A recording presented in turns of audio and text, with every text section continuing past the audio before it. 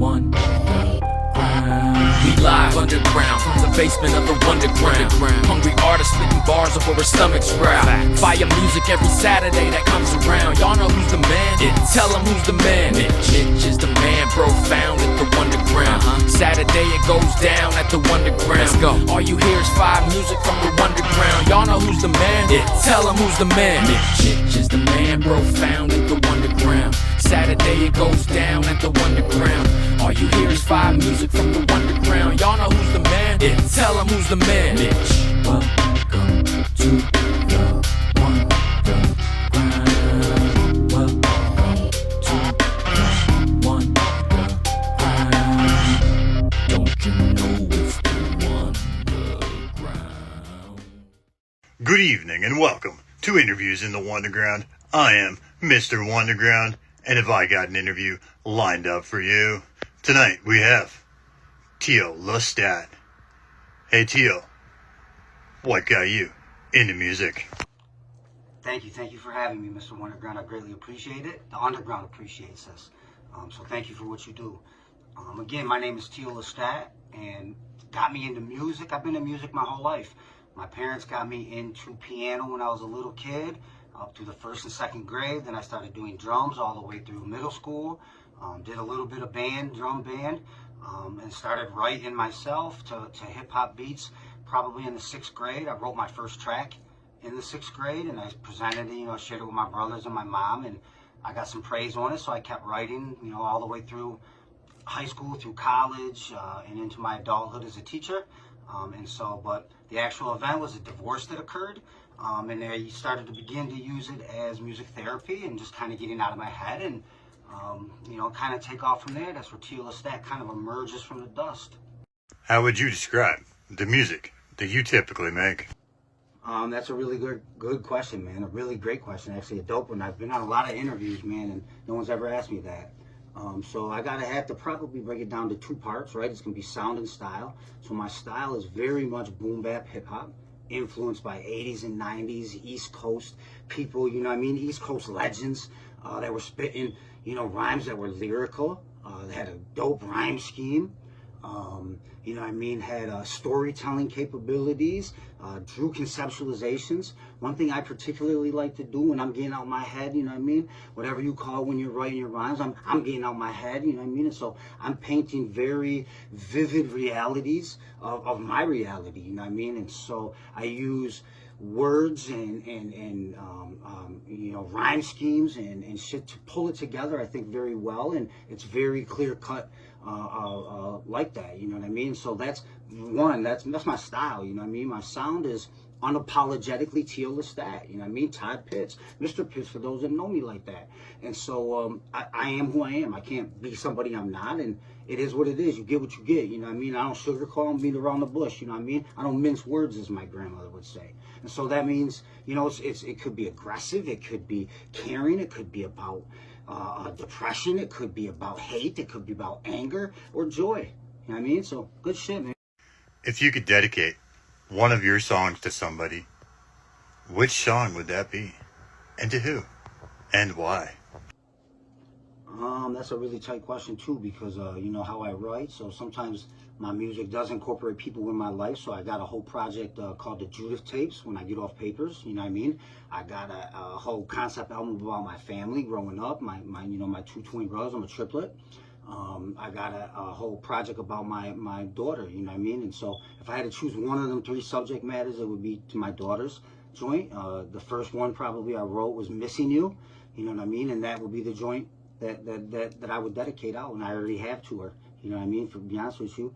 I go into the studio and I'm like, God damn, I miss my daughter. I went into the booth and said that, and my engineer Slug looped that, and that became the hook, and I started, I'm like, July 8th, 2016, was born a beautiful queen, person that make my smile gleam, through all the smoke and steam, fulfill my hopes and dreams, while your mother pokes and schemes, you're the one that keep me clean, my being, and then it goes on, but it's a fire track. It means a lot to me. It's emotional for me, even when I hear it today. So shouts out to that. I miss you, my being. I miss you for real. What is the best advice you've been given? That's another dope question too, you know what I mean? I've gotten so much stellar advice throughout the years from MCs I've been building with, and DJs and podcasters, interviewers, you know, so many dope people, man, you know what I mean? But, you know, the one that's common theme throughout, I would say, and, you know, from family and everybody is this one is, you know, because I spit sometimes off-topic shit, or, you know, obscure shit, or abstract type flow, you know what I mean? About different types of concepts and shit, so it's not always like, you know, the mainstream type shit, but you know, and I'm Italian, you know what I mean, and so, you know what I mean, so, you know, I'm in hip hop, you know what I mean, and I'm spitting my truth, and you know, that's what everybody keeps saying, just spit you, man, do Lestat. That's what it is, you know what I mean, and you know, I respect that, because that's all I want to talk about is my truth. I can't talk about nobody else's shit, and so I take that, you know, that advice, and just keep doing me. You know what I mean? And as not only advice, but reassurance, you know, my shit maybe will resonate with people, you know what I'm saying? And so, yeah. How do you feel the internet has impacted the music business? That's a fair question, because I'm from the era, you know, when there wasn't the internet, and there is the internet. So I see the negatives and the benefit. And plus, I got my master's in educational, you know, technology, which was the dawn of the internet era in 2007. So, you know what I mean? I utilize it for educational purposes. But anyway, so on the music industry and just in artisans in general, because when I was woodworking with my brother, they would say the same thing, like, cut us that, give me that, you know what I mean, for cheap, I can get it at IKEA, so to speak. And it's like devaluing the creativity and the craft that goes into the art, number one, because, and it's robbing people of the experience of it, right? Because if you can just download from a streaming service or get it on YouTube, the days of when you bought a tape cassette or a CD or a record, you know what I mean? If you have that era in you, like, the moments that you have as a fan, but also the now that I see it, the level of intricacy and thought that goes into your design work and your image and your brand for that album. You know what I mean? There's a lot of, you know, unspoken shit that you're exchanging with people you're hoping they're getting and picking up and enjoying, you know what I mean? From the artwork to every credits and shit. So, you know what I mean? And on top of that, you know, now you got AI shit where anyone can just go on and make a beat, sing into it, and it perfects it, and boom, they're talented all of a sudden. It's like, that's whack, you know what I mean? So it has a, and then you got people controlling the streaming services. So terrible, right? What is your creative process like? My creative process is very therapeutic for me. You know what I'm saying? So I originally had started writing, you know, to get out of my head with the shit that was going on with the divorce and alienation and homelessness and shit. So I was writing about that shit, you know what I mean? And just getting out of my head in a creative manner. And then I link with Imminent Productions out of Buffalo through King Ralph. Shouts out to them guys. You know, Imminent is my main producer. I get most of my beats from him. And so he got mad beats. Two people, artists, if you need beats, hit up Imminent Productions. Strategic Mind, you know what I mean? But you know, on the real though, you know, unwrapping his beats is part of it, because then his beats are so fire, you know what I mean? So they pull out of me what the song is gonna say, but I also be freestyling to him, like on walks and when I'm sitting doing nothing. So that's a different creative lane. Then you get to writing, you know what I mean? And the beat kind of tells you what to say, whatever the pocket's doing, and the harmony and the beat and the flow of it, you know what I mean? And so that's part of the creative process. And then releasing it in the booth, you know what I mean? I used to go to the Salt Mine Studio Oasis with J Slug 500, you know what I mean? And that was always fun. We used to get so hype, and I miss it, man. I miss you, Slug. We got to get up, son, for real. And then, you know, going into the engineer phase where you're building with my man Cracker Rican out of Shadow Works, you know what I mean? And doing shit like that. That's always creative fun. And then, of course, shooting the video and editing, you know, it's just all around fucking, I love it. The whole process is dope, dude. In your opinion, who is the greatest female MC of all time? It's a good question, you know, and I just always started off by saying I don't really look kind of at an MC as any type of designation, you know, male, female, white, black, straight, gay, it's irrelevant. And I'm just saying that in the sense of an MC is someone that has the intuition within them. You know, not all people that spit bars or rap are MCs, but we all rap, you know what I mean? But not every rapper is an MC, if that makes sense. But the dopest female MC of all time, I would say, you know, and there's some greats, man. You know, there really is. I grew up in that era where there were great females and male MCs, man. And so back in the day, Heather B would probably be my #1 female MC of all time. in modern day and doing it right now would be Shay Noir out of Buffalo. She's fire, man. She's saying conscious thinking. She's got a lot to say. She's has several albums that are just fire. You know, she works with smashing them guys out of fucking The Rock, and you know, she's a Buffalo native, Buffalo kid, and you know what I mean? She's fire, man. If you don't know who she is, check her out. For real. What is your favorite movie? Have you ever dropped 16 bars or a full track about this movie? It's another really good question. You know what I mean? If you look at my name, you know what I mean.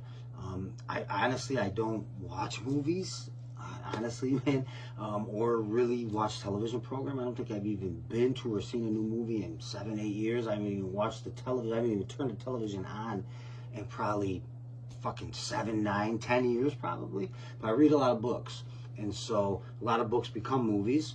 And I would say if I had to pick a movie, it would be Interview with a Vampire. You know what I mean? I've read all the Anne Rice novels, all of her novels.